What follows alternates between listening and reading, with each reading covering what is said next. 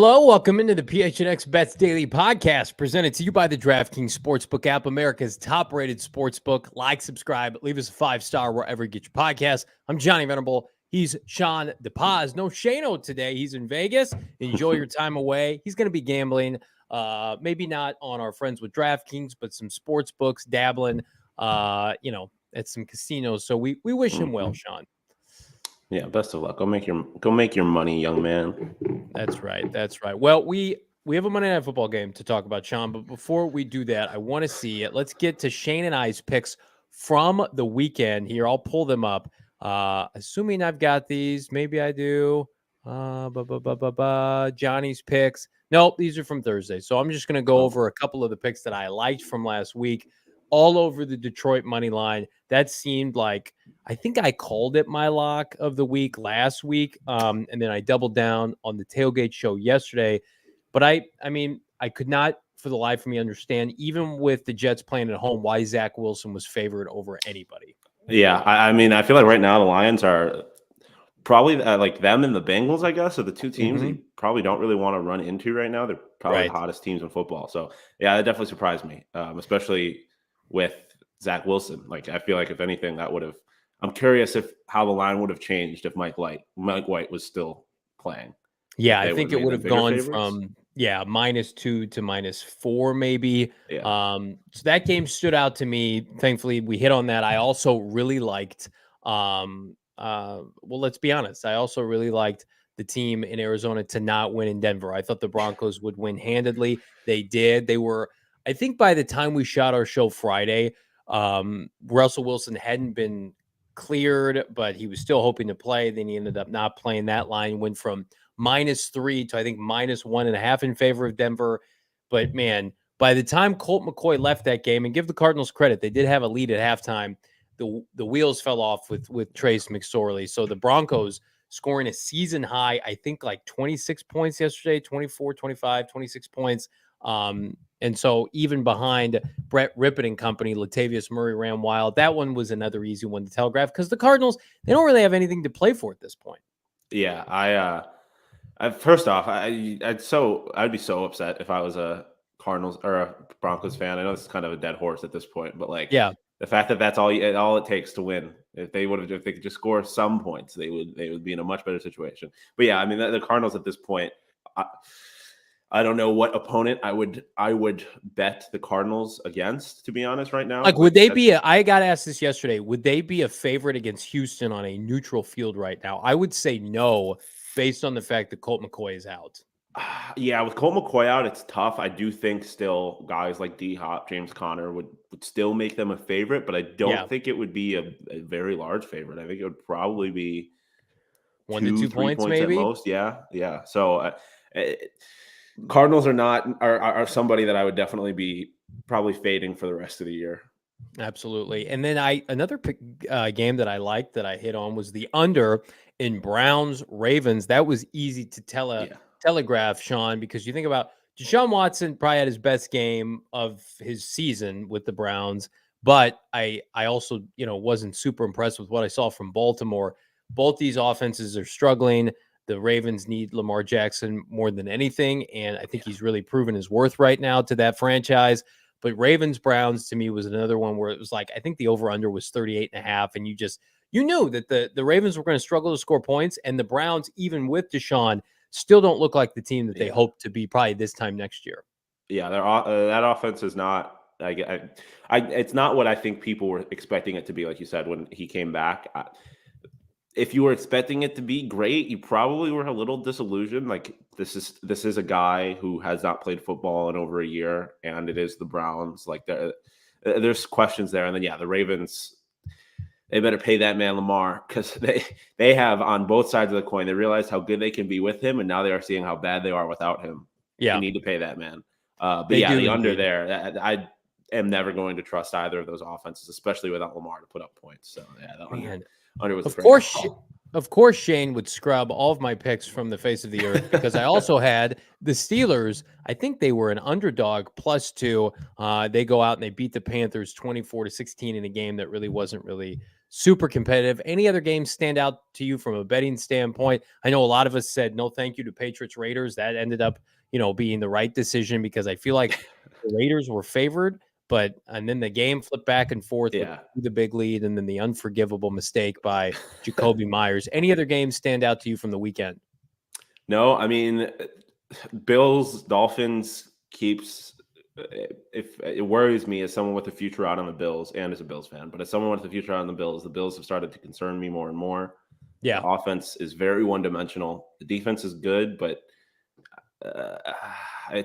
they concern me. I wish they had a little bit more than Josh Allen and Stephon Diggs. So it'll be very interesting to see how this plays out. But I mean, this is going to be a good year for the playoffs. The Chargers are back in the mix. They are another team that if they are playing good football, if they're hot, I do not want to run into Justin Herbert at this time of year. So I agree with that. And I also think if you're a Bills fan and you're scared of that big bad wolf in Kansas City, they look more mortal than they have in some time. Yeah. And I do think they're starting to feel the effects of no Tyreek Hill as we go later into the season.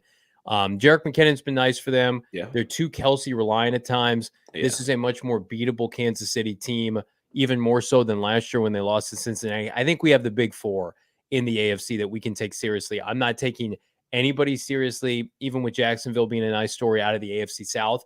But I think it's Cincinnati. I think it's the Chargers, the Buffalo Bills, and the Kansas City Chiefs. Like, I would love to see those four teams duke it out in the Final Four. And you can wager not only on the last few weeks of the regular season, but postseason football is right around the corner. Keep tapped in with DraftKings. Download the DraftKings Sportsbook app now. Use that promo code PHNX. Guess what? Place a $5 bet on any NFL team to win their game. Get $150 in free bets if they do. I got asked at nauseum, Shawn, last week, like dating up, like, oh, we have to take the spread. No. Just take the money line. And I pushed everybody to Kansas City, Houston, thinking that would be an easy win.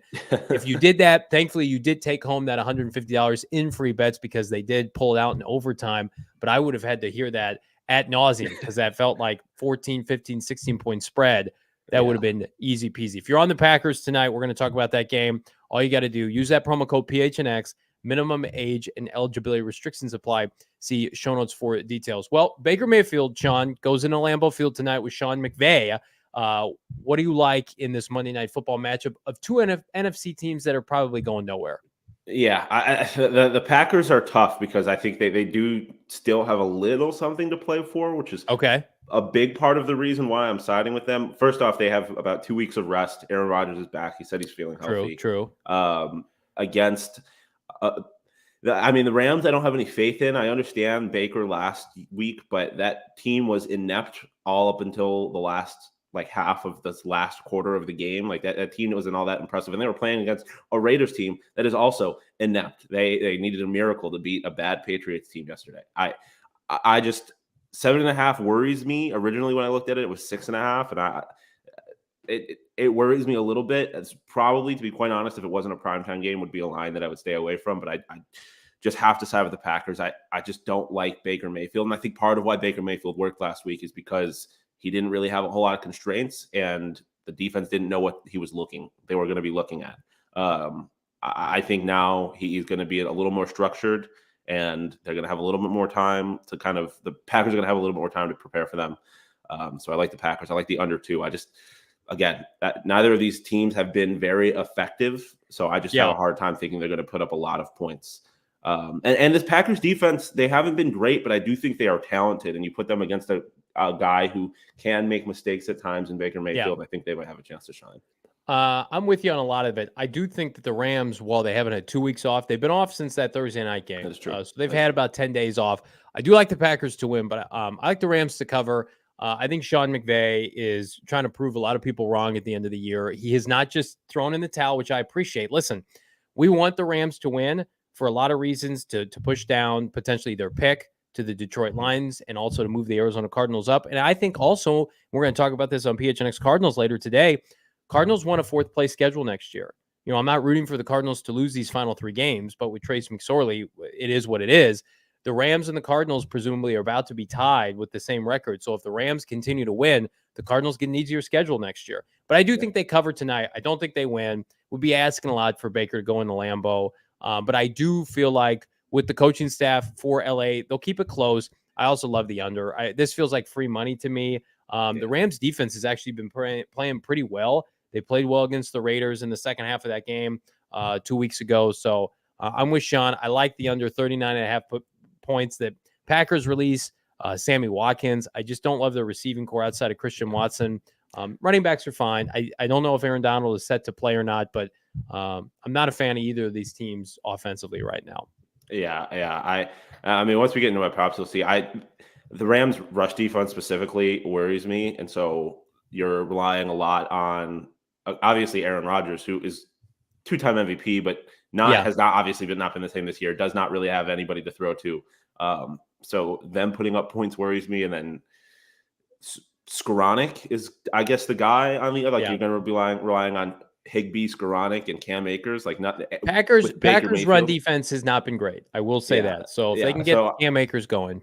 Yeah, but if one offense is relying on a running back and the other offense doesn't, I don't know where they're relying. I just feel like an under is in the stars for this game. Shawnee, here are your props, my guy, on this Monday Night Football banger. Christian Watson in the end zone tonight. I feel like if you're betting on the Packers at this point, you kind of have to bet on Christian Watson. I like it. On touchdown scorer. That's all he does is find his way in the end zone. So yeah, I like that at plus 140. Aaron Rodgers over 223.5 pass yards. Like I said, I think the Rams are the 5th ranked rush defense in the NFL, but they're near the bottom of the league in pass defense.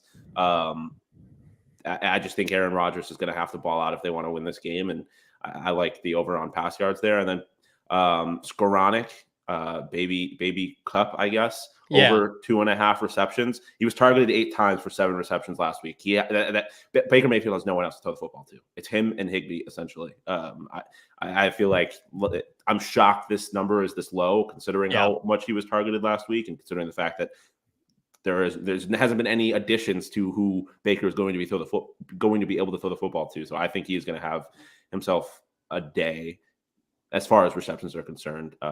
So I like that over at minus 165.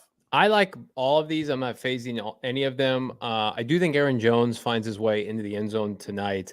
And I also think Baker Mayfield throws 1 touchdown pass, even in garbage time, minus 230.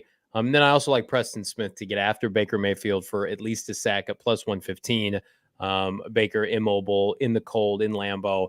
I think the Packers and the Browns, it's going to be pretty unwatchable tonight. But if you're betting on DraftKings, it always makes it that much more tolerable. The good news is Sean's going to be hanging with me a large portion of this week as Shane is hanging out in Vegas. Probably has to recover from Vegas toward the end of the week. So we'll see.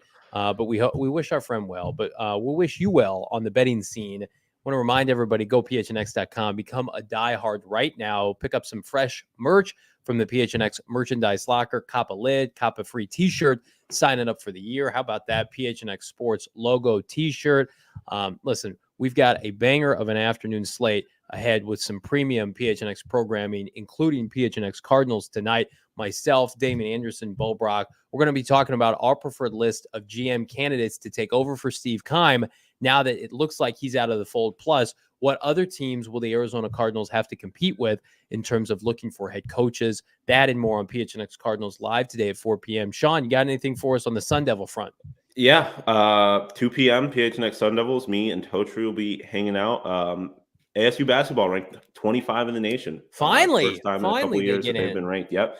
After a big win last night over San Diego, so we'll be talking about that. We also have new ASU running back Cameron Scatabo, transfer from Sacramento. He'll be joining us on the show, so it'll be a good show. And since Leah is also out of town, I am hosting the PHNX Coyotes post-game show tonight. Wow. Take on the Montreal Canadiens at 8 p.m.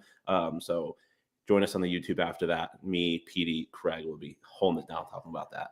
Sean is just that invaluable chess piece that we just move around. It's what we like to call plug and play here at PHNX. You need to play on PHNX Bets Daily podcast every single day. Subscribe. We're back mañana. For Sean DePaz, I'm Johnny Venerable. Have a good one. Happy betting.